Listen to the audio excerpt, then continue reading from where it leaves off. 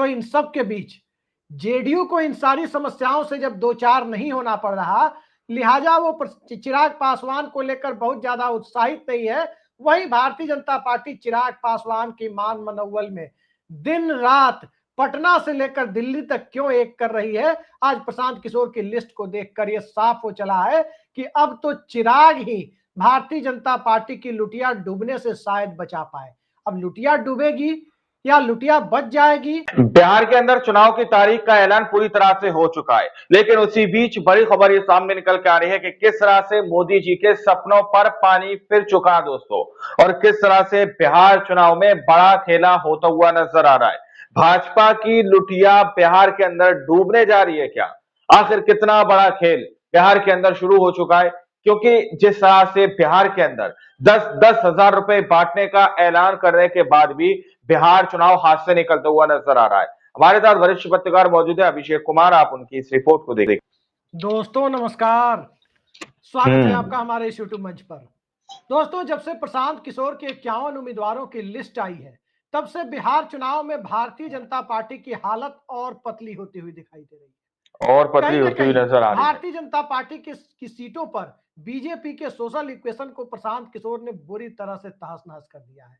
और आज की इस लिस्ट को देखने के बाद तो ये बात साफ हो चली है कि जिस तरीके से चिराग पासवान की मान मनोवल हो रही है, उस मान मनोवल के पीछे का असली खेल क्या है। चिराग पासवान जाएंगे तो अपने साथ 5% पासवान वोटों को भी एनडीए के खाते से बाहर ले जाएंगे। और अब वो 5% वोटों को एनडीए के खाते से बाहर ले जाएंगे तो 10-10 हजार वाली लाभार्थी चेतना के बाद नीतीश कुमार को जो ओवर कॉन्फिडेंस दिखाई दे रहा है, वो ओवर कॉन्फिडेंस कहीं ना कहीं भारतीय जनता पार्टी को नहीं आ रहा है। इसलिए भी नहीं आ रहा है क्योंकि भारतीय जनता पार्टी को यादव मतदाताओं का समर्थन मिलने की उम्मीद ना के बराबर है। यादव मतदाता भारतीय जनता पार्टी को अल्पसंख्यक वोटर्स की उम्मीद तो पहले से नहीं है, महादलित वोटर्स की उम्मीद भी ना के बराबर ही है, क्योंकि संविधान बचाओ का नैरेटिव लोकसभा चुनाव के समय से ही सेट हो चला है। तो इन सब के बीच जेडीयू को इन सारी समस्याओं से जब दो चार नहीं होना पड़ रहा, लिहाजा वो चिराग पासवान को लेकर बहुत ज्यादा उत्साहित नहीं है। वही भारतीय जनता पार्टी चिराग पासवान की मान मनोबल में दिन रात पटना से लेकर दिल्ली तक क्यों एक कर रही है, आज प्रशांत किशोर की लिस्ट को देखकर यह साफ हो चला है कि अब तो चिराग ही भारतीय जनता पार्टी की लुटिया डूबने से शायद बचा पाए। अब लुटिया डूबेगी, शायद बचा पाए, लुटिया बच जाएगी, या कहीं ना कहीं राहुल गांधी ने जिस प्रकार से वोट चोरी का आरोप लगाया, उस वोट चोरी के आरोप के लिए स्कोप तो नहीं बन जाएगा। खैर, स्वतंत्र और निष्पक्ष चुनाव लोकतंत्र की आत्मा होती है और निश्चित तौर पर स्वतंत्र और निष्पक्ष चुनाव ही होने चाहिए। यही भारतीय लोकतंत्र की खूबसूरती है। लेकिन स्वतंत्र और यही निष्पक्ष भारतीय चुनाव के लोकतंत्र की बीच खूबसूरती है। बिहार में जिस प्रकार के हालात बन रहे हैं, उन हालातों को यदि हम देखने की कोशिश करें तो सबसे पहले सूची जारी करने का काम प्रशांत किशोर ने किया। एनडीए के अंदर भी एक दल को लेकर कहीं ना कहीं मतभेद की स्थिति दिखाई देती है। इंडिया गठबंधन के अंदर भी मुकेश सहनी क्या करेंगे, कहां रहेंगे, कहां जाएंगे, इसको लेकर के परिस्थितियां अलग दिशा में जाती हुई दिख रही है। एनडीए गठबंधन की तरफ से कहा जा रहा है कि 13 अक्टूबर को सीट शेयरिंग का औपचारिक ऐलान कर दिया जाएगा, शायद पहली सूची भी जारी कर दी जाएगी। लेकिन अभी भी यदि 12 या 13 तारीख की तारीख दी जा रही है तो नामांकन शुरू होने की तारीख तो कहीं ना कहीं 10 अक्टूबर ही है। पिछले विधानसभा चुनाव को नजर डालें तो 25 सितंबर 2020 को चुनाव आचार संहिता लगी थी। 1 अक्टूबर से नामांकन की तारीख पहले चरण की शुरू हुई और 6 अक्टूबर के दिन जाकर एनडीए के बीच औपचारिक रूप से सीट शेयरिंग का ऐलान हो पाया था। वो स्थिति क्या इस बार भी बन रही है कि नॉमिनेशन प्रोसेस शुरू होने के बाद सीट शेयरिंग का ऐलान हो? रही बात मुख्य विपक्षी गठबंधन महागठबंधन या इंडिया गठबंधन की, तो एक तरफ तेजस्वी यादव लगातार मेहनत कर रहे हैं कि सीट शेयरिंग हो जाए, और इन सब के बीच आज जो ऐलान तेजस्वी यादव ने किया, मुझे लगा कि कहीं ना कहीं तेजस्वी यादव नरेंद्र मोदी के 15 लाख वाले नैरेटिव से टक्कर लेते तो दिखाई नहीं दे रहे। 2014 का लोकसभा चुनाव याद कीजिए, क्या कह रहे थे गुजरात के मुख्यमंत्री और पीएम कैंडिडेट, बीजेपी के पीएम कैंडिडेट नरेंद्र मोदी? यही कह रहे थे ना कि सारा काला धन जो बाहर में स्विस बैंक में और इधर उधर जमा है उसको वापस ले आएंगे और उसके बाद 15-20 लाख रुपए लोगों को यूं ही मिल जाएंगे। अब लोगों के यूं ही खाते मिल में जाएंगे 15-20 15-15 लाख लाख रुपए तो रुपए आए प्रति नहीं। व्यक्ति को नीतीश कुमार तकरीबन। ने 10,000 रुपए की बोहनी जरूर करवा दी है। सवाल ये उठता है कि जिस प्रकार से सबके खाते में 15-20 लाख रुपए डालने की बात नरेंद्र मोदी ने कह दी थी, क्या तेजस्वी यादव का आज का ऐलान भी उसी तरह से है? मैं जानता हूं कि हमारे बहुत सारे दर्शक इस तरह से जो मैं अपना ऑब्जर्वेशन दे रहा हूं, जो बिहार की परिस्थितियों को बता रहा हूं, उससे नाराज हो जाएंगे।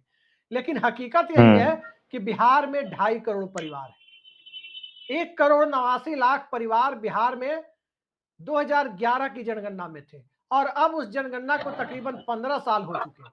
1.5 दशक में बिहार में तकरीबन परिवारों 15 की साल हो औसत चुके हैं। संख्या बढ़कर 2.5 करोड़ के पार जा चुकी है। 94 लाख परिवार गरीबी रेखा के नीचे हैं, चाहे वो अगड़ा, पिछड़ा, अति पिछड़ा, दलित, महादलित, अल्पसंख्यक कुछ भी हो। 94 लाख परिवार बिहार में गरीबी रेखा के नीचे है। तो क्या तेजस्वी यादव, सारे परिवारों को छोड़िए, 94 लाख परिवारों में भी यदि एक एक परिवार को सरकारी नौकरी देते हैं तो क्या बिहार में 94 लाख नौकरियां हैं? बिहार की सभी नौकरियों को यदि जोड़ दिया जाए तो शायद 10 लाख से ज्यादा नौकरियां नहीं होगी। चाहे बिहार पुलिस हो, चाहे मास्टर साहब लोग हो, चाहे प्रोफेसर साहब लोग हो, चाहे डॉक्टर हो, और अस्पताल के पतली होती हुई कर्मचारी नजर हो, आ रही है। कोर्ट कचहरी के कर्मचारी हो, या किसी भी सरकारी डिपार्टमेंट के कर्मचारी हो, कलेक्ट्रेट से लेकर ब्लॉक और तहसील तक के, सब डिवीजन तक के, हर जगह के सरकारी कर्मचारियों की लिस्ट आप देखें तो मुझे नहीं लगता कि 10 लाख से ज्यादा सरकारी कर्मचारी होंगे। अब यदि उन सभी कर्मचारियों को एक साथ रिटायर भी करा दिया जाए, जबरिया भी रिटायर करा दिया जाए, तो 10 लाख वैकेंसी बढ़ेगी। हो सकता है कि 2-4 लाख का बैकलॉग हो, 2-4 लाख वैकेंसियां खाली हो, तो कुल मिलाकर के 14-15 लाख वैकेंसी बनेगी। तो सभी गरीब परिवार जिनके भीतर सरकारी नौकरी नहीं है, तो 94 लाख में मान लेते हैं कि 3-4 लाख ऐसे गरीब परिवार होंगे जिनके भीतर कोई ना कोई 3rd ग्रेड या 4th ग्रेड की सरकारी नौकरी हो सकती है कि हो। यादव तब भी मतदाता 90 का। लाख सरकारी परिवारों को तेजस्वी यादव क्या नौकरी दे पाएंगे?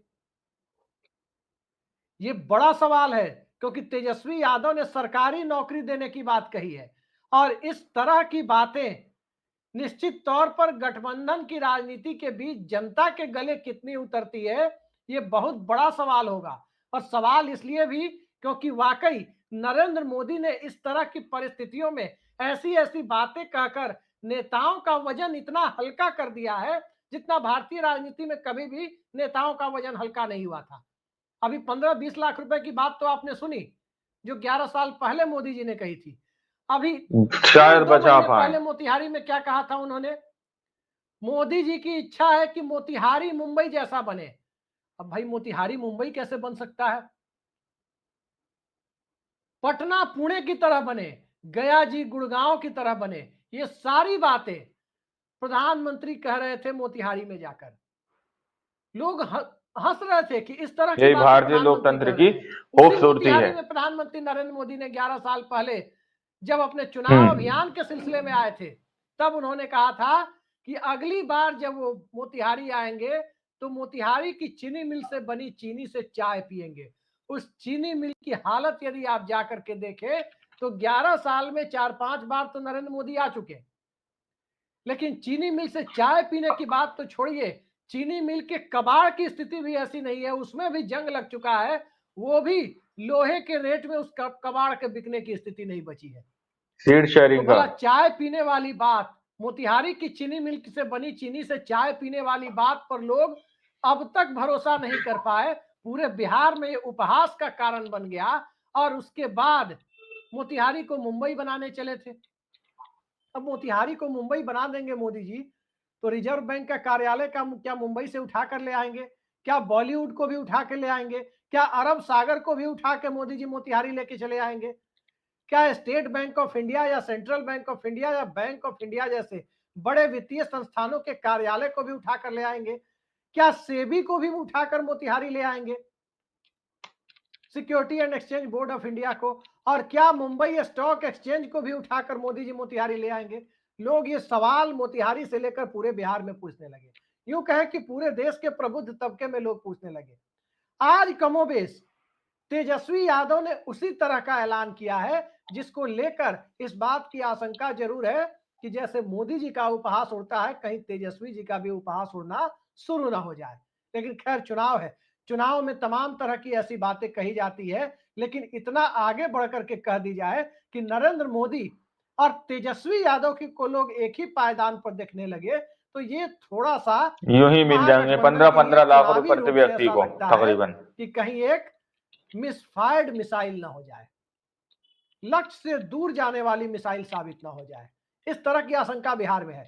आज की तारीख में मैं दावे के साथ कह सकता हूं कि बिहार के अंदर नरेंद्र मोदी से ज्यादा गंभीरता से लोग तेजस्वी यादव को सुनते हैं, उनकी बातों को सुनते हैं। 17 महीने तेजस्वी यादव बिहार में डिप्टी सीएम थे और पिछले चुनाव के दरमियान जो नौकरी देने की बातें उन्होंने कही थी, सत्ता में आकर काफी हद तक नीतीश कुमार की सरकार से उन्होंने ये काम कराया।